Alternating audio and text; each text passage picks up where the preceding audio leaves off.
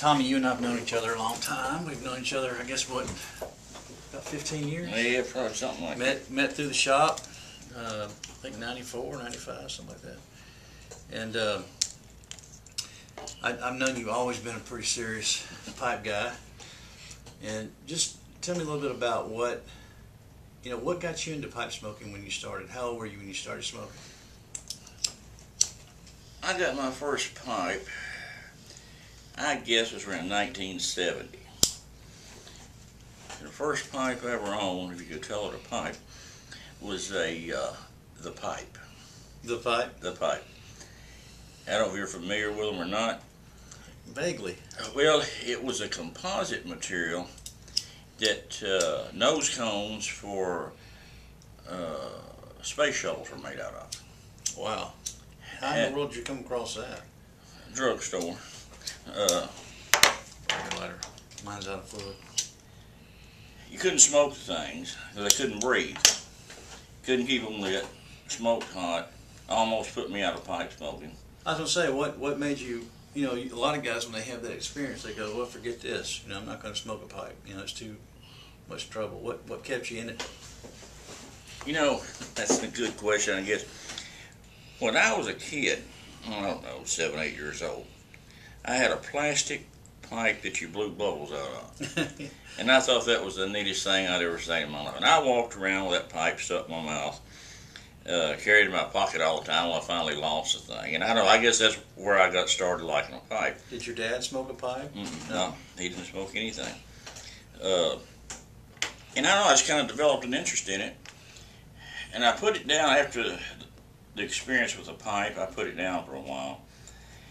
And I don't know, I just thought the pipe was a neat thing. Mm-hmm. And then I ended up going to a pipe shop. I don't remember where it was now. Bought a board pipe. And eventually had a vague idea how you're supposed to load the things and light it and smoke it and all that. And I guess I started out about like everybody else with the aromatics and the bubblegum tobaccos and all that. Yeah. And then just kind of progressed from there with it. So was there one guy, like with me, my big thing was when I started smoking in '87, I guess it was. My wife bought me a pipe, and it was, it was a horrible pipe, but I mean, she didn't know, I didn't know, and it burned me up, and just, one thing I didn't know how to load it, but two, it was just, full of pits and everything, and it wasn't drilled very well, so it was just kind of like, a bad experience. But the thing that kept me in it was out in Murfreesboro, Tennessee, 310 pipe, Dawson. Dawson Wimsett. Yeah. I went in one day, I said, you want to buy this pipe from me? I don't want it.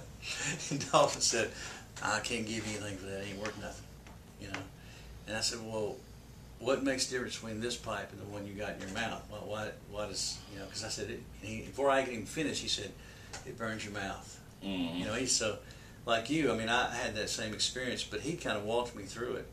And I was a student, had no money, and so my first pipe I bought was, I think, a $50 Peterson, which at the time that was a nice, pipe, nice Peterson. And but he helped me learn, and it made all the difference. From that point on, it's always been enjoyable. Dawson got me started into the high-grade pipes. I had, I don't know, 4, 5, 6 pipes, something like that. And I was in Murfreesboro one day and just stopped in there looking around, and I ended up buying I don't know, a $40 or $50 pipe from him, and I would go back in there from time to time. And he finally told me, you need to try a Dunhill. I know, he loved them. And so I kind of thought about it, so I bought an estate Dunhill from him. And I immediately saw the difference in a board pipe and a real pipe. Yeah. And it kind of took off from there. So, and I know when I met you, you had a huge collection of English pipes. You had, Ashtons, Ferndowns, Dunhills, so. And so I know for a long time you collected those. What are you smoking now? What do you? now, for the most part, well, it's about 100% really, except for three sugays I have: Danish, Italian, and American carvers.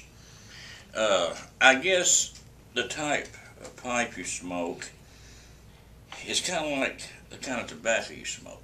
Mm-hmm. Most everybody starts out with the aromatics, and they graduate into the what we call the English blends, the Latakias, and then move from that, or a lot of them do, into the Virginias and the Virginia Periques, that type. And I guess pipes are kind of the same way. I know there was a long time in there. If it wasn't a Dunhill or an Ashton and a Fern down every once in a while, I didn't want it. Right. But then I got into Italian pipes, first of all. Well, I remember when I was with UPtowns before I left, and I got on all those Jacopo, the Pictus. Yeah. And I remember you really, you got excited about those. I did, but then I don't know. I kind of migrated back to the Dunhills. Mm-hmm. But then I bought a Costello. I had heard what a great pipe a Costello was. So I thought, okay, I'm going to try a Costello, and I did. And the love affair with Italians just took off from there, I guess. And there's a host of good Italian pipes out there. And I'm not saying the English pipes are not good, right, but I lost interest in them. Mm-hmm. To me, all English pipes look alike. Mm-hmm. Whether it's an Ashton or a Dunhill or whatever, they all are pretty much the same.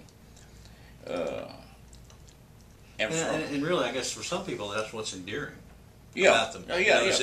Well, they're it's like that's why a lot of people I think love English pipes is because they don't go outside that boundary too much of shape and finish and exactly. And that's the beauty of the pipe world. Yeah. There's no right and there's no wrong to it. Yeah. It's whatever that individual likes, whether it's the shape of the pipe, the brand of the pipe, the blend of tobacco, whatever. It's what an individual likes.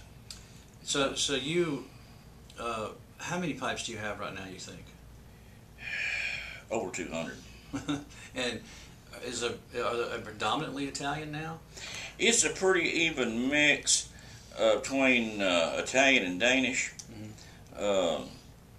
And then there's a good portion of American-made pipes, too, American carvers. Isn't that amazing how the American carvers are now so sought after and so, there was a time when if you said it was made by an American carver, nobody wanted the pipe. Yeah, I know. Yeah. But now there is a whole slew of fantastic American carvers out there. And, just like in our pipe club here in Nashville, we've got 3 world-class pipe carvers in that pipe club. Todd Johnson, Bruce Weaver, Jody Davis. And then we've got 2 more younger pipe carvers, young to pipe carving. Yeah. They're going to be right up there in that same category. And then we've got the best pipe repairman in the universe in Ronnie B. Yeah, I know. It's crazy. It's like Nashville's become kind of the Copenhagen of exactly the American Copenhagen. It's so many.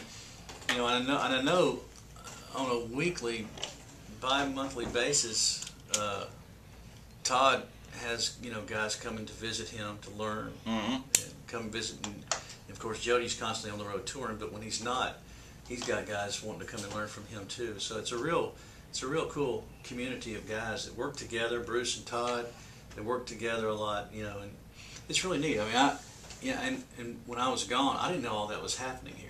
I didn't know that was going on, and when I came back, it was like a pleasant, surprise to see that, And what a lot of people don't know, we've got a fellow in the pipe club that probably knows more about making a pipe than any of them, and that's Al Franklin. Yeah. Oh, Al.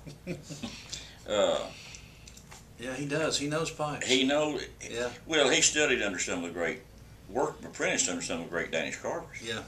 A lot of people don't know that. Yeah, Al might give you a pipe here and you say that. No, Al's not going to give anybody a pipe. No, he won't.